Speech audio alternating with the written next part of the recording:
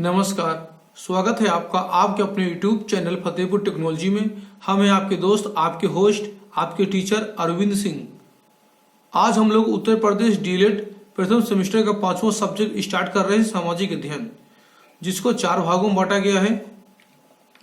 इतिहास, भूगोल, नागरिक शास्त्र और अर्थशास्त्र। यह है आपका 25 नंबर का पेपर होता है, जिसमें से पास होने के लिए 12 नंबर चाहिए। हम लोग यहाँ पर पहले चर्चा करेंगे सिलेबस की और उसके बाद हम लोग चर्चा करेंगे इतिहास विषय की। और ये क्लास आपको पसंद आ जाए तो इसे लाइक करके अपने अन्य दोस्तों को जरूर शेयर करें। जैसे कि आप लोग पहले से ही थंबनेल में देख रहे हैं, दिया हुआ है सिलेबस, पाठ्यक्रम इतिहास का अर्थ, महत्व, जानने के स्रोत। देखिए, इतिहास के अंतर्गत हम लोग पढ़ेंगे इतिहास का अर्थ, महत्व, जानने के स्रोत, पृथ्वी पर मानव की उत्पत्ति विकास, यानी मानव धरती में कैसे आया, नदी घाटी सभ्यता, कौन कौन सी सभ्यताएं नदियों के किनारे पनपी, वैदिक काल, पूर्व एवं उत्तर वैदिक काल, महाजनपद काल, उपनिषद काल, जैन धर्म, बौद्ध धर्म का जन्म। ये चैप्टर जो आपके सामने दिए हुए हैं, इनकी चर्चा हम लोग करेंगे इतिहास के अंतर्गत। उसके बाद भूगोल में हम क्या करेंगे, सौरमंडल, मानचित्र, ग्लोब, अक्षांश, देशांतर रेखाएं, पृथ्वी के ताप, कटिबंध, पृथ्वी की गतियां, महाद्वीप, महासागर, एशिया महाद्वीप में भारत, भारत की जलवायु, वनस्पतियां और वन्य जीव, खगोलीय संगठन। उसके बाद हम लोग आते हैं नागरिक शास्त्र में। यहाँ पर हम लोग चर्चा करेंगे ग्रामीण एवं नगरीय जीवन, ग्रामीण जीवन, नगरीय जीवन, यानी गांव के लोग कैसे रहते थे, शहर के लोग पहले कैसे रहते थे, जनपद स्तरीय प्रशासन, पहले के टाइम में राजशाही कैसी होती थी और जनपद के ऊपर राजा महाराजा शासन कैसे करते थे। फिर चर्चा करेंगे पुराने टाइम में यातायात कैसे किया जाता था और सुरक्षा में क्या इस्तेमाल किया जाता था, यातायात और सुरक्षा। अंत में जो हमारा चौथा पार्ट होगा आपका अर्थशास्त्र का। अर्थशास्त्र एक परिचय, राष्ट्रीय आय की चर्चा करेंगे। फिलहाल हम लोग यहाँ पे चर्चा करने जा रहे हैं इतिहास की। इतिहास के अंतर्गत हम लोग जानेंगे इतिहास की परिभाषाएं, इतिहास का आम जीवन में महत्व और स्रोत। जब तक आप स्टूडेंट को किसी सब्जेक्ट का महत्व नहीं समझाएंगे तो उसका मन पढ़ने में नहीं लगेगा। इतिहास के पिता, देखिए इतिहास एक सब्जेक्ट है तो इसके कोई ना कोई फादर भी होंगे, कोई ना कोई इसके जनक होंगे। तो इतिहास के जनक कहे जाते हैं हेरोडोटस, जो कि यूनान के निवासी थे। इनके द्वारा पुस्तक लिखी गई थी हिस्टोरिका, जैसे कि आप लोग सिस्टम में देख सकते हैं।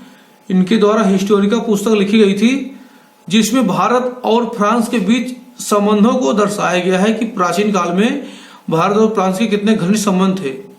अगर इतिहास के शब्द का अर्थ निकालें तो इसके संधि विच्छेद करेंगे। इति धन हा धन आस, आस धातु, लट लकार, अन्य पुरुष, एक वचन अर्थ। यह निश्चित था या ऐसा हुआ था, यानी इतिहास का मतलब है यह कन्फर्म था और ऐसा ही हुआ होगा। जो प्रमाणिक मिलता है उसे ही इतिहास कहा जाता है। अगर किसी चीज का प्रमाण नहीं मिलेगा तो उसको इतिहास में नहीं रखा जाता। ग्रीक भाषा का शब्द है इतिहास, यानी हिस्ट्री, जिसका अर्थ होता है बुनना या जानना। मानव इतिहास से क्रमबद्ध विकास की कहानी है, जिसमें काल के विभिन्न सोपांग उसके विकास की विभिन्न स्थितियों को प्रदर्शित करते हैं। इतिहास को कहानी या शिक्षात्मक विधि के प्रस्तुतिकरण का श्रेय जर्मन लेखकों को प्राप्त होता है। अब यहाँ पे कुछ लेखकों के द्वारा जो इतिहास की परिभाषा दी गई उसकी हम लोग चर्चा करते हैं। हर्डर के अनुसार, हर्डर कहते हैं इतिहास को मानव जाति की शिक्षा माना गया है। हीगल कहते हैं इतिहास को विश्व आत्मा का स्वविकास माना गया है। भारतीय विद्वान प्रोफेसर घाटे के अनुसार इतिहास मानव जाति के भूत का वैज्ञानिक लेखा जोखा है। जोहान हुइजिंग, जो कि डच विद्वान थे, उनका कहना है इतिहास वह बौद्धिक स्वरूप है जिसमें सभ्यता अपने अतीत को चित्रित करती है। बिल्कुल सही, क्योंकि आज हम लोग कपड़े जो पहनते हैं, रहन सहन है, तो इसका इतिहास से संबंध है। इतिहास में इसका आविष्कार हुआ, फिर धीमे धीमे इसका विकास हुआ और हमने ऐसे कपड़े पहनने शुरू किए। शुरुआत से ये कपड़े नहीं थे, इसका धीमे धीमे क्रमबद्ध तरीके से समय के साथ साथ विकास हुआ है। अब बात करते हैं हम लोग इतिहास के महत्व की। अगर आप लोग स्टूडेंट को पढ़ा रहे हैं तो इस सब्जेक्ट का महत्व भी समझाइए। जब आप स्टूडेंट को सब्जेक्ट का महत्व समझाएंगे तभी बच्चों का उसको पढ़ने में मन लगेगा। अगर बच्चों को नहीं मालूम होगा इसका महत्व क्या है तो यही कहेगा मैं इस सब्जेक्ट को क्यों पढ़ूं। शैक्षिक महत्व, इसके कई महत्व हैं। शैक्षिक महत्व के अंतर्गत अतीत की आधारशिला के बेस पर ही वर्तमान का निर्माण होता है। यानी भूतकाल में जो हुआ है वे अनुभव को अपनाकर हम लोग भविष्य की रणनीति तय कर सकते हैं, वही आपका इतिहास होता है। नैतिक महत्व, जैसे यहाँ पर हम लोग कुछ योद्धाओं के नाम हैं, उनकी चर्चा कर सकते हैं, कौन अच्छा कौन बुरा। जैसे सिकंदर, नेपोलियन की चर्चा कर सकते हैं, जैसे ये वीर योद्धा थे, अच्छे काम किए। वही हम लोग हिटलर की चर्चा कर सकते हैं, जिसने मानव जाति की हत्याएं करवाई, बहुत नुकसान कराया। ये क्रूर शासक था, हमें ऐसा नहीं बनना चाहिए। बच्चों को हम बता सकते हैं इसके नकारात्मक रूप के बारे में। वही गौतम बुद्ध, महात्मा बुद्ध और महावीर स्वामी के द्वारा जो अच्छी शिक्षाएं दी गई हैं उनकी चर्चा कर सकते हैं, जिन्हें हम लोग अपना के अपने जीवन का विकास कर सकते हैं। यानी बच्चे के सामने निगेटिव पॉजिटिव दोनों पक्ष हम लोग रख सकते हैं। अब सांस्कृतिक महत्व की बात करते हैं। प्रचलित रीति रिवाज और वर्तमान सभ्यता एवं संस्कृति, यानी पुराने टाइम के जो रीति रिवाज थे प्लस वर्तमान टाइम में जो चल रहा है कितना अंतर है। तो बच्चों को आप ये समझा सकते हैं जो अच्छे रीति रिवाज है उनको हम चलाते हैं, और कोई कुरीति है, कोई गलत रीति रिवाज है उसको हम लोगों ने समाप्त भी किया है। जैसे त्योहार मनाते हैं, एक अच्छे रीति रिवाज हैं, इसका एक इतिहास होता है। जैसे दिवाली मनाते हैं, राम जी 14 वर्ष का वनवास काट के अब अयोध्या आए थे। वहीं हम लोग सती प्रथा की बात करते हैं। सती प्रथा एक कुरीति थी जिसको प्राचीन काल में समाप्त कर दिया गया। तो सही गलत दोनों पक्ष बच्चों के सामने आपको रखना है। आगे चर्चा करते हैं राष्ट्रीय महत्व की। स्मारक स्थल, वीर एवं साहसी पुरुष की जीवनी की चर्चा कर सकते हैं। स्वतंत्रता संग्राम सेनानियों की चर्चा कर सकते हैं, जिससे उनके अंदर राष्ट्र प्रेम जागेगा, राष्ट्रीय एकता का विकास होगा और देश प्रेम जागेगा। अब आगे हम लोग चर्चा करते हैं इतिहास जानने के स्रोत। इतिहास जानने के बहुत सारे स्रोत हैं, जिनमें से हमारे ऐतिहासिक धर्म ग्रंथ हैं, ऐतिहासिक ग्रंथ हैं, विदेशी यात्रियों विद्वानों का विवरण दिया गया है, पुरातत्व संबंधित साक्ष्य की चर्चा की गई है। तो सबसे पहले हम लोग यहाँ पे धर्म ग्रंथ और ऐतिहासिक ग्रंथ की चर्चा करते हैं। देखिए हमारे यहाँ पर कुछ वेद दिए हुए हैं, जैसे ऋग्वेद है, यजुर्वेद, सामवेद, अथर्ववेद।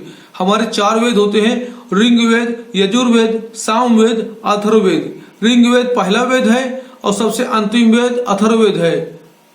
तो इसको कैसे याद करेंगे? आप बोलेंगे रिया। रिया मान लो आपकी कोई गर्लफ्रेंड है, आपकी सिस्टर है, आपकी वाइफ है, कोई भी है। आप बोला तो एरिया आओ ना, तो री यानी पहले आया तो ऋग्वेद हो गया, या से आ ये बाद में आया तो अथर्ववेद हो गया।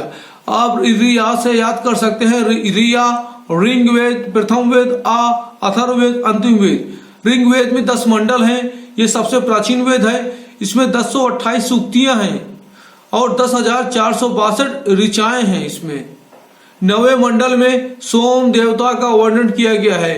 जैसे सप्ताह का पहला दिन सोमवार होता है और ऋग्वेद पहला वेद है, तो आप कह सकते हैं ऋग्वेद में सोम देवता का वर्णन किया गया है। पहले वेद में पहले दिन के देवता का वर्णन किया गया है। ठीक, ऋग्वेद पहला वेद है और सोमवार सप्ताह का पहला दिन है, सोमवार से सोम देवता बनते हैं। 9वें मंडल में सोम देवता का वर्णन किया गया है। इस प्रकार आप लोग कहानी की कल्पना करके पढ़ेंगे तो कभी नहीं भूलेंगे। वही यजुर्वेद की बात करते हैं, यह गद्य और पद्य दोनों में लिखा गया है। सामवेद संगीत का जनक कहा जाता है।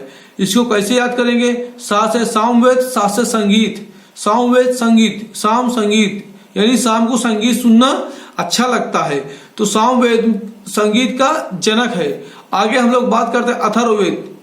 अथर्ववेद में रोग निवारण, तंत्र मंत्र, जादू टोना, वशीकरण इत्यादि की चर्चा की गई है। तो हमारे 4 वेद हैं, ऋग्वेद, यजुर्वेद, सामवेद, अथर्ववेद। अब आगे हम लोग पढ़ते हैं विदेशी यात्रियों का विवरण। यूनानी रोमन लेखक मेगास्थनीज सेल्यूकस निकेटर का राजदूत था जो कि चंद्रगुप्त मौर्य के दरबार में आया था। मेगास्थनीज कौन था? ये यूनानी रोमन लेखक था जो कि सेल्यूकस निकेटर का राजदूत था और चंद्रगुप्त मौर्य के दरबार में आया था। इसने इंडिका नाम की पुस्तक लिखी है जिसमें इसने अपनी यात्राओं का वर्णन किया। इसने इंडिका नाम की पुस्तक लिखी हुई है। बात करते हैं टॉलमी की। टॉलमी ने भारत का भूगोल नामक पुस्तक लिखी है। टॉलमी ने भारत का भूगोल नामक पुस्तक लिखी है।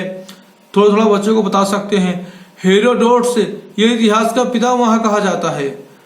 हेरोडोटस को इतिहास का पितामह कहते हैं। ये कौन से लेखक थे? ये यूनानी लेखक थे। अगर आपसे पूछा जाए किन्हीं 4 या किन्हीं 2 यूनानी लेखक के नाम बताओ तो आप टॉलमी, हेरोडोटस के नाम बता सकते हैं। अब चीनी लेखक की बात करते हैं। चीनी लेखक कौन कौन थे? फाहियान, यह चंद्रगुप्त द्वितीय के दरबार में भारत आया था। फाहियान चंद्रगुप्त द्वितीय के दरबार में भारत आया था। हैनसांग, हैनसांग हर्षवर्धन के शासनकाल में भारत आया था। हैनसांग हर्षवर्धन, इसे कैसे याद करेंगे? हा से हैनसांग, हा से हर्षवर्धन। हे हंसते हैं ना, हे 2 बार बोला आपने। पहले है से हैनसांग, दूसरे है से हर्षवर्धन। हैनसांग हर्षवर्धन के शासनकाल में भारत आया था। इसने भ्रमण वृत्तांत जो भी किया है उसको लिखा सीयूकी नाम की किताब में। इसने जो यात्रा की है उसका वर्णन सीयूकी नामक पुस्तक में किया हुआ है। आगे बात करते हैं इसिंग की। इसिंग नालंदा विश्वविद्यालय में आया था। ये 7वीं शताब्दी में आया था। विक्रमशिला विश्वविद्यालय में भी आया था। इसने भारत का वर्णन किया हुआ है। इसिंग नालंदा विश्वविद्यालय और 7वीं शताब्दी में आया था। यह विक्रमशिला विश्वविद्यालय और नालंदा विश्वविद्यालय से संबंध रखता है और भारत का वर्णन इसने किया हुआ है। अरबी लेखक की बात करते हैं जो कि क्रूर अत्याचारी शासकों की केवल प्रशंसा करते थे। इसमें है अलबरूनी। अलबरूनी महमूद गजनवी के साथ आया था। इसको याद कर लीजिए, कई बार एग्जाम में आ चुका है। 2017 में, 2015 में भी आ चुका है। अलबरूनी महमूद गजनवी के साथ भारत आया था। इसकी पुस्तक का नाम है किताब अल हिंद या फिर तहकीक ए हिंद। किताब अल हिंद या तहकीक ए हिंद। इसने भारत का वर्णन किया है। तत्कालीन समय में जैसा भारत था उसके बारे में वर्णन किया है, लेकिन ये विश्वसनीय स्रोत नहीं है। आगे बात करते हैं इब्ने बतूता। आपने एक गाना सुना है, इब्ने बतूता बगल में जूता। तो इब्ने बतूता, इसके यात्रा वर्णन को रेहला कहा जाता है। यह एग्जाम में आता है। इब्ने बतूता के यात्रा वर्णन को रेहला कहा जाता है। इसने रेहला नामक पुस्तक में भारत का वर्णन किया हुआ है। अब आगे हम लोग बात करते हैं पुरातत्व संबंधित साक्ष्य एवं अभिलेख। पहले हम अभिलेख की चर्चा करेंगे। बहुत सारे ऐतिहासिक खुदाई में साक्ष्य मिलते हैं जिनसे हम इतिहास के बारे में जानते हैं। कार्बन 14 पद्धति के द्वारा हम जानते हैं कि ये बिल्डिंग कब बनी रही होगी, यह ऐतिहासिक स्मारक कब बनी रही होगी, और उसको देख के तत्कालीन समय का जो शासन रहा है उसकी स्थिति का आकलन लगा सकते हैं। जैसे कोई सिक्का मिला, अगर सोने का तो हम कह सकते हैं तत्कालीन समय में शासन अच्छा रहा होगा। चांदी का है तो कम सही रहा होगा, और तांबे का रहा होगा तो हम कह सकते हैं आर्थिक स्थिति खराब रही होगी। अभिलेख की बात करते हैं। प्राचीन भारत की राजनीतिक अवस्था पर जितना प्रकाश इन अभिलेखों से पड़ जा सकता है उतना अन्य किसी साहित्य या पुरातात्विक सामग्री से नहीं पढ़ सकता। प्राचीन भारत का इतिहास शिलाओं, ताम्र पत्रों और अन्य धातुओं जो कुछ उन लोगों ने लिख दिया है वो अमिट है, कभी नहीं मिट सकता। अभिलेखों को 2 भागों में बांटा गया है, देशी अभिलेख और विदेशी अभिलेख। चलिए देखिए, यहाँ पर अभिलेख को 2 भागों में बांटा, देशी अभिलेख, विदेशी अभिलेख। देशी अभिलेख को भी 2 भागों में बांटा गया है, एक अशोक के समय के अभिलेख और अशोक के बाद के अभिलेख। अब विदेशी अभिलेख की बात करते हैं। विदेशी लेख एशिया माइनर में बोगाज गोई वैदिक देवताओं का उल्लेख है। एशिया माइनर नामक पुस्तक में बोगाज गोई वैदिक देवताओं का उल्लेख है। ईरान के पारसी, पोलिस तथा नववसेरुस्तम के लेखों से प्राचीन काल में ईरान एवं भारत के संबंधों का पता चलता, यानी प्राचीन काल में भी ईरान और भारत के संबंध थे। मुद्रा एवं पुरातत्व मुद्रा, मुद्राएं या पुरातत्व मुद्रा, यह पूर्णतः राजकीय होती है। यह राजाओं की वंश परंपरागत का बोध कराती है। इनसे राजाओं का साम्राज्य विस्तार, इन मुद्राओं का वर्गीकरण किया गया, यानी राजाओं के साम्राज्य विस्तार के बारे में पता चलता है। जहां जहां सिक्के मिले हम कह सकते हैं वहां वहां इन राजाओं का शासन रहा होगा। प्राचीन मुद्राएं, प्राचीन काल की मुद्राएं प्राय चित्र या चिन्ह युक्त होती हैं। इन मुद्राओं का केवल धार्मिक एवं कलात्मक महत्व हो सकता है। 206 से BC से 300 AD तक की भारतीय इतिहास का ज्ञान हमें मुख्यतः मुद्राओं से मिलता है, यानी 206 BC से 300 AD तक का इतिहास का नॉलेज हमें केवल भारतीय मुद्राओं से ही प्राप्त होता है। आगे हम लोग चर्चा करते हैं, प्राचीनतम सिक्कों को आहत सिक्के कहा जाता था। प्राचीन सिक्कों को आहत सिक्का कहा जाता था, यानी पंच कॉइन। सिक्कों से हमें निम्न प्रकार की मदद मिलती है। मुद्राएं इतिहास में राजाओं को वंश वृक्ष और उनके महान कार्य, उनके शासन काल, उनके सामाजिक और राजनीतिक एवं धार्मिक विचार आदि की प्रमाणित जानकारी देती है। यानी सिक्कों से हम पता लगा सकते हैं उस टाइप का शासन क्या समृद्धशाली था या फिर काफी पिछड़ा था। सब अंदाजा हम लोग लगा सकते हैं और प्रमाणित तौर पे अध्ययन कर सकते हैं। आगे बात करते हैं दूसरे पॉइंट की। मुद्राओं में अंकित विशेष चिन्ह उस काल की किसी विशेष घटना को दर्शाते हैं। उस काल में अगर कोई घटना हुई है और उसका प्रभाव सबके ऊपर पड़ा है, कोई अच्छा प्रभाव पड़ा है, तो उसका चित्र सिक्कों में मिल जाता है। मुद्राओं की धातु राज्य की समृद्धि व असमृद्धि की ओर संकेत करती है, यानी कि सोना था तो बहुत अच्छा शासन रहा होगा, चांदी है तो सही रहा होगा शासन, और लोहा तांबा है तो नॉर्मल शासन रहा होगा। ऐसे हम लोग आकलन लगा सकते हैं। स्मारक, अंत में हम लोग पढ़ते हैं देशी स्मारक, विदेशी स्मारक। तक्षशिला की खुदाई, हड़प्पा, मोहनजोदाड़ो, सारनाथ का स्तंभ, झांसी जिले के देवगढ़ मंदिर में जो पत्थर प्रयोग हुए हैं, वहीं कानपुर जिले में भीतरगांव ईंटों के मंदिर, अजंता की गुफाएं, नालंदा में महात्मा बुद्ध की तांबे की मूर्ति, ये सभी देशी स्मारक हैं। विदेशी स्मारक की बात करते हैं हम लोग, जावा व कंबोज के स्मारक चिन्ह जो मिले हैं उससे भारत का ही नहीं पूरे भारत की अभिरुचि का ज्ञान प्राप्त होता है। जावा के अनेक देवालय प्राचीन स्मारक प्राप्त हुए हैं जिनसे हिंदू धर्म का हमें पता चलता है, यानी जावा देश में काफी ऐसे प्राचीन स्मारक और ऐसे चिन्ह प्राप्त हुए जिससे हिंदू धर्म का वहां पर होने का साक्ष्य मिलता है। आशा करते हैं कि आज आपको जानकारी अच्छी लगी होगी और ये क्लास आपको पसंद आई होगी। अगर क्लास पसंद आई है तो फतेहपुर टेक्नोलॉजी चैनल को सब्सक्राइब करें, टेलीग्राम ग्रुप ज्वाइन करें। टेलीग्राम ग्रुप का नाम है फतेहपुर टेक्नोलॉजी, और इसे लाइक करके अपने अन्य दोस्तों को शेयर करें। और आपके सामने ये प्रश्न है कि इतिहास के जनक कौन हैं? आपको कमेंट बॉक्स में टाइप करना है इतिहास के जनक कौन हैं। मिलते हैं नेक्स्ट क्लास में, तब तक के लिए जय हिंद, जय भारत, वंदे मातरम, जय सीताराम।